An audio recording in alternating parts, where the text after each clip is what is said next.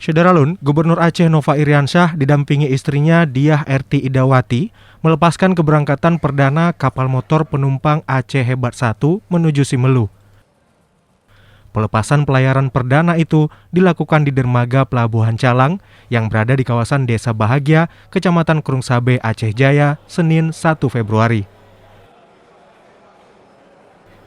Dalam kegiatan tersebut turut dihadiri sejumlah pejabat SKPA dan Forkopimda Aceh Jaya. Gubernur Nova Iriansyah menjelaskan jika kapal tersebut bukan melakukan pelayaran perdana, hanya saja melakukan perjalanan menuju ke Sinabang. Hal itu sendiri dilakukan sebagai salah satu cara dan percobaan KMP Aceh Hebat berlabuh dan bersandar di dermaga Simelu. Dari Aceh Jaya, Rizky Bintang, Serambi On TV.